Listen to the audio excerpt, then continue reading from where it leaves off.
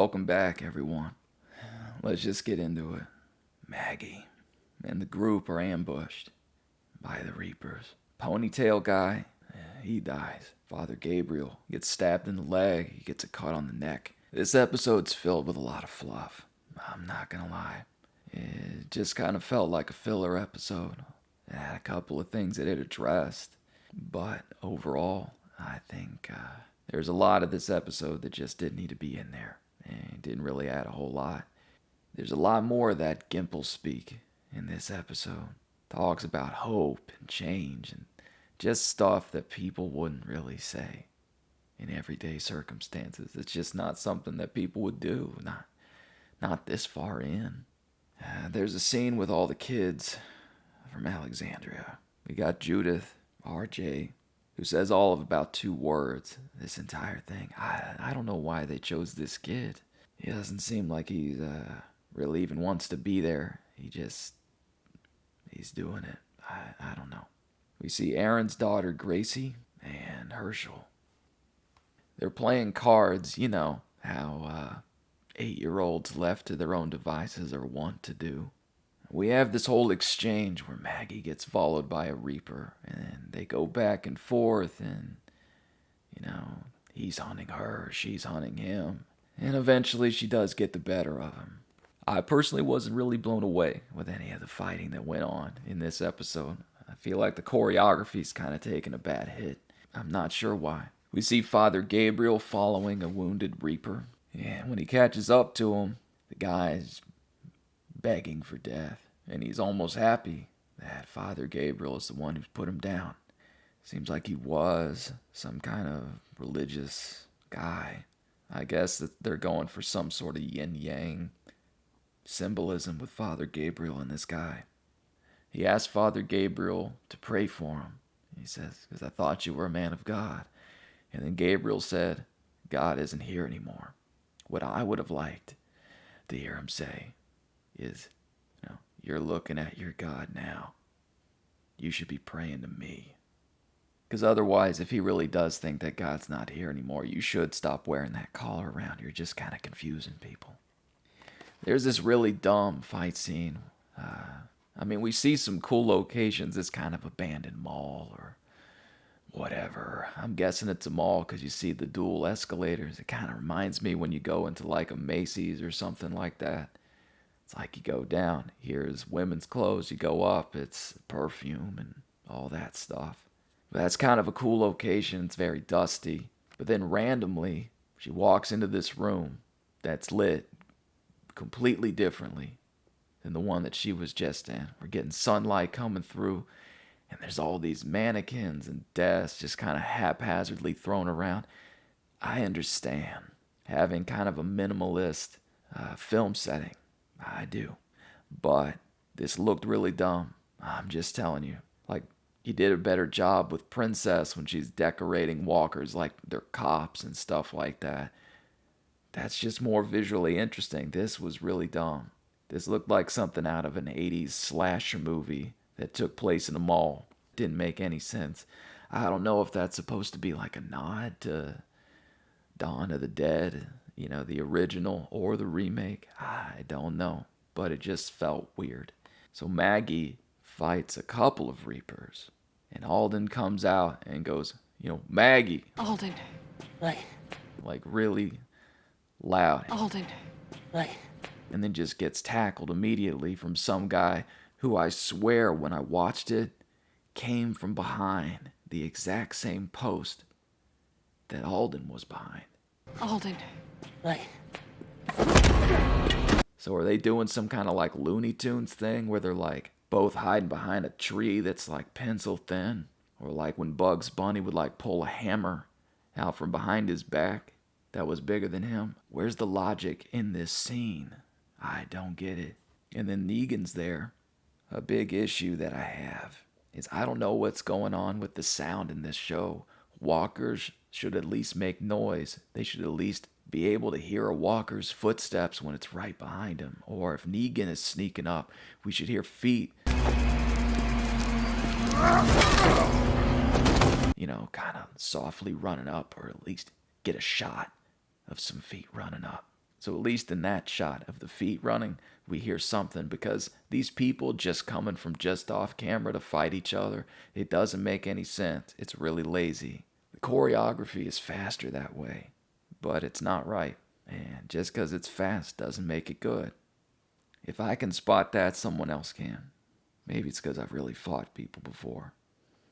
Negan, once again, is kind of speaking sense. He's asking Maggie what the plan is, because Alden is clearly too injured to walk, or to walk very fast.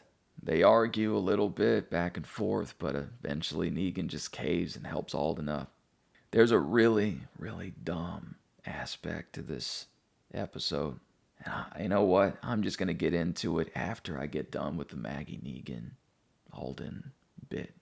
Maggie, Alden, and Negan. They find Agatha. She's fighting off some walkers. Maggie kills one. Alden kills one. And Negan can tell that Alden just doesn't have a lot more in him.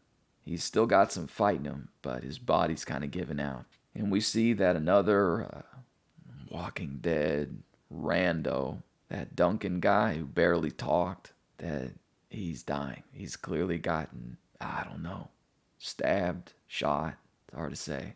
It just kind of looked like a bloody shirt. I've got to say something. When people get put down in this show, when they're walkers and they get stabbed in the head, that's different, because they even said that, like, the texture of walkers is like a rotted pumpkin. So stabbing it in the head isn't that unfeasible. It's a rotting corpse. Eventually, the skull will get soft. But when Duncan, that massive dude, died, and Maggie just has this little bitty blade, and she stabs him, I'm like, how do people have the strength to stab a Swiss Army knife into somebody's head? And she doesn't stab him. She like softly slides it in the ear or something, and like kisses him on the head. Like, I didn't like it. All right. I didn't think it was very good. Negan and Maggie talk, and she's clearly not buying it. She doesn't believe that Negan can change. Even though we've seen it, she hasn't been around for all that. So as far as she can tell, he's the same guy. But once again, stop dragging this shit out. It's ridiculous. I don't think people would keep going back and forth on this. Like I said, you be civil or you go your separate ways. Or I guess you just kill one another. One of you has to kill the other one. Need to rethink your plan, Maggie. You're a free man, Negan. You want to go. Go. And people keep thinking that it's going to be like Negan's going to sacrifice himself for Maggie. But it's like, she's not going to forgive him for that. She's just not. I mean, that kind of would undo the whole thing. She should just hate him until he's dead. And then after he's dead, that's it. It's over. That's her closure. There is no way out of this. If you were to do that, that means you're just trying to, I don't know, appeal to your fan base or something. Doesn't make a lot of sense. So we see our group, like Maggie, Negan, Alden, Agatha, fighting off walkers in the middle of the forest. Agatha gets swarmed, gets eaten. We lost her. Negan pulls Maggie away, and as much as she wants to go and get her, he's right to do so. I mean, what are you going to do? Once she's bit more than once, it's over. It was done. She was dead before she hit the ground. Negan, Maggie, and Alden are on the road. Alden's really struggling. They see some church to stop at, and Negan doesn't want to stop. He just wants to go through the woods, because there's less visibility, there's more coverage, so it's less likely for you to get shot or hit by arrows or ambushed, because you'd hear it. But on the road, people can sneak up on you. They can block the road. You'll end up in the woods eventually.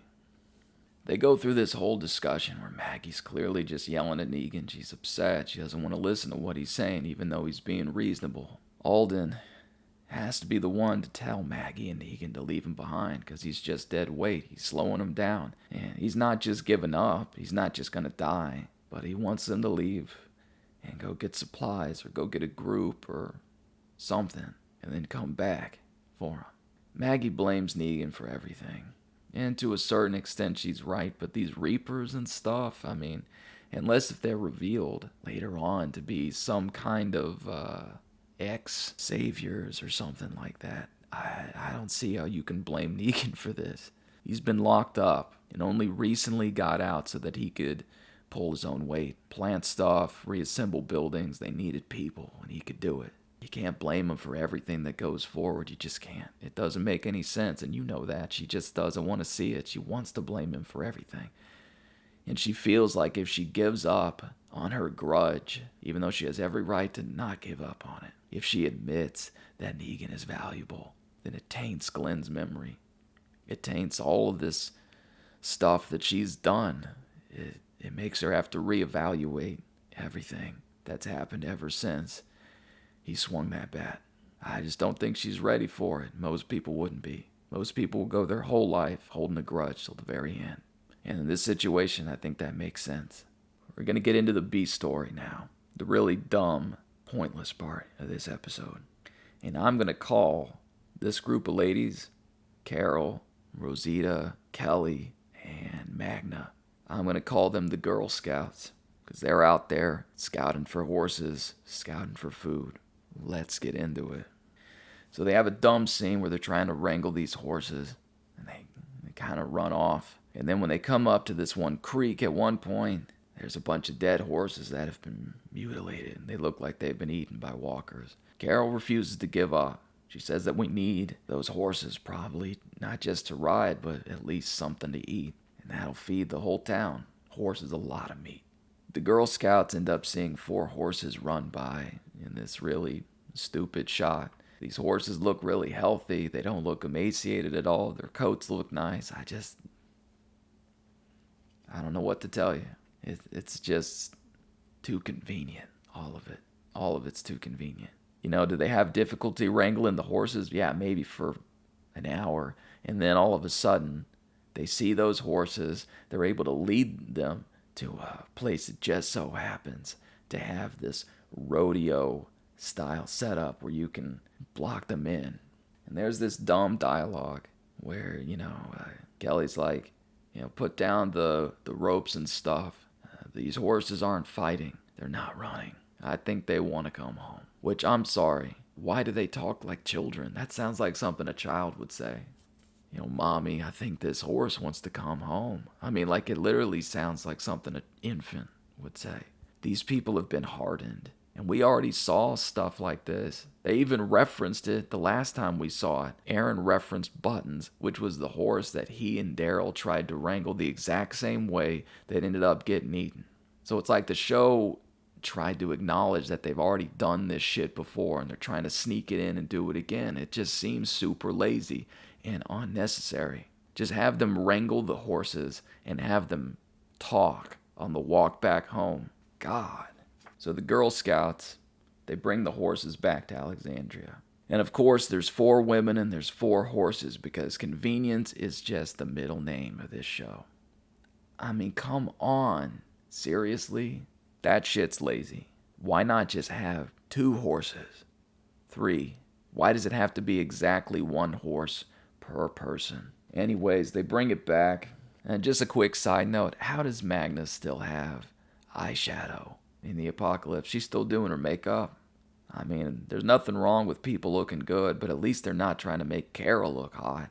These people need to get a little roughed up. I like that they've kept Rosita's little scar ever since she got in that little tussle with Negan. Adds character. It shows that these people have been fighting this whole time. Magna looks like she just got out of a nice hot shower and finished doing her makeup. Carol takes one of these horses and lays it down, slits its throat. Aaron walks in and sees her doing it. She's crying. She didn't want to have to, but she did what she needed to.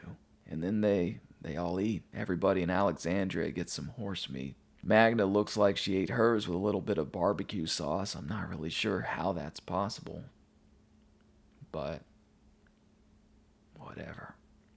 I thought this episode was so far the weakest out of the 3 that we've gotten. I don't like fluffy dialogue. I don't like scenes that don't serve a purpose. If you can't think of anything, have the episodes be shorter. I'd rather it be a 38-minute episode than 10 minutes of additional bullshit between the characters that never would happen in real life. Also, the scale of this of Alexandria seems to be suffering. I don't know what's going on. It's like the stuff that they're showing, the damage of Alexandria, is like isolated to this one little block of road. And they got these new extras and stuff in there, and I don't like that. I want to see the same people. I don't believe that you just keep taking on new and new people. And the people that they're bringing on, just because they haven't been on the show, doesn't mean that they don't need to look withered and like they've been through hell. There need to be people who are missing hands, missing arms, people who got bit, people like Father Gabriel, they're blind in an eye. Something, because then at least it feels like the people are real. They weren't just dropped, into the apocalypse or anything like that. Because a lot of them do. A lot of them, like these extras, they look fine. They look like they haven't suffered a day in their life. I really wish they would focus more on Aaron. I think Aaron is a really fascinating character, and I think his views are interesting. I'm not sure what they're doing with him. But even the little bit that we got of him talking to Carol, of him putting up the wall and doing it with his good arm, I love that. I love seeing somebody struggle to cope with just everyday life. Having to deal with his loss of his arm, how he doesn't really let it affect him, but it clearly does affect him. We can tell that. But ever since he lost his arm, he's changed into a more hardened person, and that makes sense. You can't be in this world and not be tough by this point. And I honestly think you need to do away with Rosita, with Magna, with the Negan and Maggie drama bullshit. You're clearly going to kill Alden. I don't know when, but it's just going to be like 2 episodes or something from now. You're already foreshadowing it. I mean, I thought you were going to do it in this episode. Yeah, but I got issues with it. I don't like a lot of what this episode did. Negan gets the best dialogue because it feels like he's the only one who kind of sides with the audience. Like, this is ridiculous. Why can't we just get past this? I could be of use. I could be helpful. I think we got to leave him and stuff like that. And then you got Maggie saying dialogue that feels ages old. Feels like she came back onto the show and they wanted to pick back up where she left off. But I'm sorry, she was gone. She's been gone for years. Not just in the show, but in reality, she's been gone. And you can't just bring her back and start this shit up again. I really don't buy that she's had this kid and she's been on the run and she's found new groups and she hasn't met anyone. She hasn't fallen in love with anyone. She hasn't slept with anyone. She's just been focused on Negan. I just don't buy that. I think it actually could have been really interesting if we saw her with somebody else. But not now. Can't do it now. Just wouldn't fit. Yeah, so I felt like this episode was really cheap. I felt like it was kind of lazy. This, honestly, it felt like, you remember those 6 episodes they added at the very end of season 10? Like the bonus episodes that only had like 4 or 5 people in it and it only took place in like 2 locations. That's kind of what this felt like. At least there was some production value when it came to the subway and stuff, and that had an interesting look and could kind of be a little scary, but this, like that empty mall and stuff, all that just felt lazy. Just rent a real mall. That would be cool. I don't know if we've ever seen that in this show. Not since like season 5 when the group went into that hospital building, when Beth was in there and she died and everything. So hopefully some of these things start to get resolved. I don't want to keep seeing the same shit every episode. And because The Walking Dead has a bad habit of going, hey, you just wait a little bit. It's coming. If you watch this next episode, holy crap, here it comes. We're leaking this stuff. Here's a trailer. The trailer looks awesome. And then you watch the episode and that stuff took place in the first 15 seconds. And then the rest of the episode is just walking around doing nothing. And it's like, this is why people stop watching. This is your final season. You need to go balls out. Balls to the walls. Action. That's what you need. Forget about the people you already lost. You need to win me back. You need to win us, the people who've been watching for a decade. You need to win us back. It's not about the people who left when Glenn and Abraham died. It's not about the people who left when season 2 was at the farm and it was going a little too slow. You need to bring it back. You need good dialogue. You need to get back to good character development. And if you can't develop the characters, then you need to start killing off characters. You need to grow some balls again.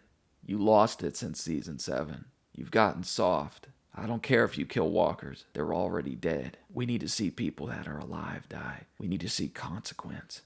We need more of that shit where it's like Ezekiel, yeah, he's got thyroid cancer. Yeah, what about that? What about people who die of cancer? They die of old age. What do you do?